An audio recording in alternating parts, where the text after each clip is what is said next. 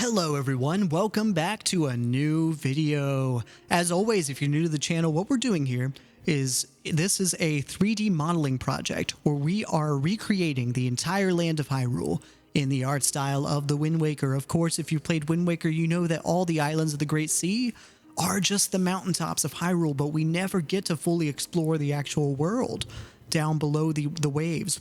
You know, a world that we're told is there.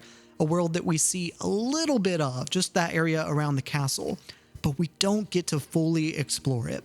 And so this project is all about fully realizing that world, being able to fully explore that world that we've always wanted to see. This is Wind Waker Unflooded.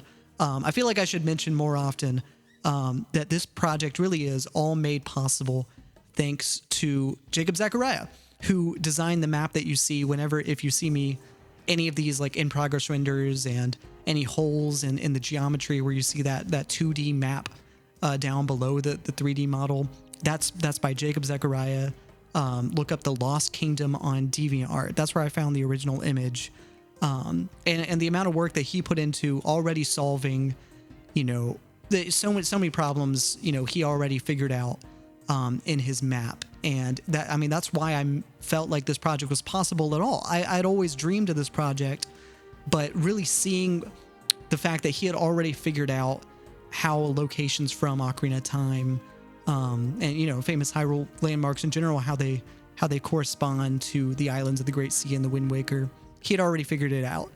And that really made it less daunting for me as a creative task, even though something I love about this project is that I feel like I can be creative with it and I can add my own spin on things and my own take on locations and new ideas.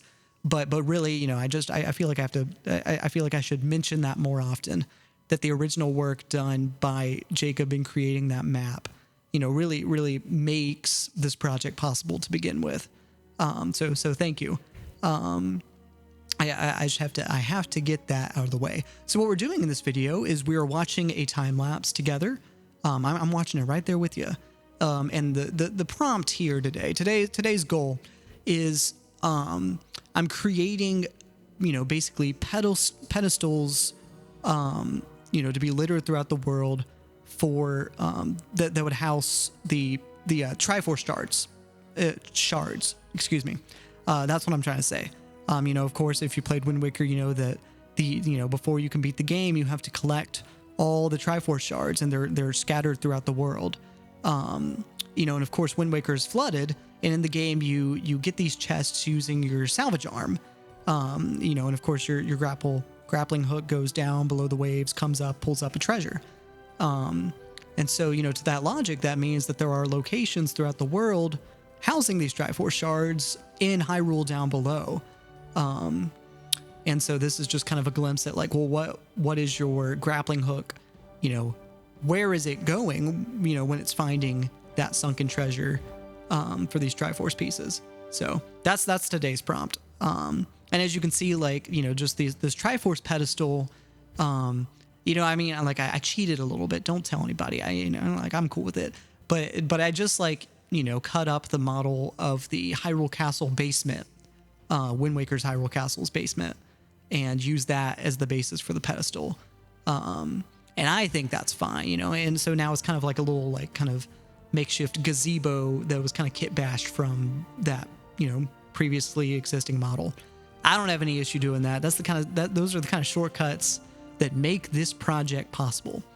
For a second here, you can see a glimpse of this low poly, like sculpted terrain that every now and then I use for reference for topographical positioning of, you know, if I'm still kind of feeling out the altitude. That's what I did to begin with when I was plotting out the model, just to kind of figure out really, you know, how big I wanted the mountains to be, how deep I wanted things to go. Like, all right, if this is sea level, how deep, you know, do you have to go before you reach Hyrule Castle?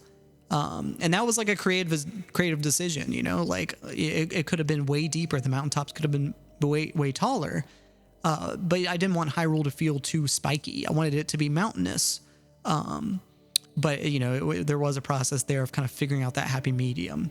And so that's why I had that kind of low poly sculpted terrain. That was a way of kind of helping me figure out that too. What you just saw as well is that every now and then I'll use ToonLink to help me figure out the scale of locations and to make sure that things are scaled right. I don't do it often enough, and really I need to like take ToonLink on a tour throughout the world, basically compare him to the size of various paths and such throughout the world, just to make sure that it all checks out, that these are places that aren't too big or aren't too small. I need to be a little more diligent about checking that. But all this to say that is definitely something I could work on. But anyway, something I learned making this video, and this is according to a website. I still like, it was like, well, if you say so, is kind of how I feel about it.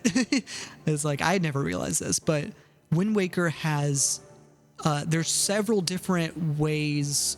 What am I trying to say? There's several different positions that are possible for the Triforce Shards. And I've never noticed this. They will always be in the same quadrants. You know, like there will be a Triforce Shard, spoiler alert, you know, like around Greatfish, around Outset, around Gale Island, etc. There will always be Triforce Shards there. But where they are in position to the relative position to the island, there's several different spots. I think there's 4 different locations that the Triforce Shard could be for any given quadrant. I had no idea about this. I've been playing Wind Waker for years. I'm the world's biggest Wind Waker fan, right? I don't know. I feel like I can say that. I don't know. You know, like given my dedication to this fan project, I feel like I could say that. But all this to say is like, you know, I've been playing this game since I was a kid. I've been in love with this game since I was a kid. And I had no idea that the Triforce Shards changed location. That was crazy to me. You know, and what that is just like, you know, like I'll defend the Triforce Quest. I don't know if I've talked about it before on the channel. I love the Triforce Quest. And what's memorable to me about it though is getting the charts. You know, that's what's like important to me about it. And so like that's what I remember is like, you know, getting the ghost ship chart, and getting the Triforce chart on the ghost ship, you know, and getting aboard that. Like that whole quest is awesome. Getting the private oasis and, you know, finding the Triforce chart in there, like buying the house first of all, and then, you know, finding out that there's caves under it and exploring that maze. Yeah, I mean, like that's what I remember. That's what I love about the Triforce Quest, is that it gives you a reason to explore all these nook and crannies of the world, that like, you know, in a different Zelda game, like could have been optional content.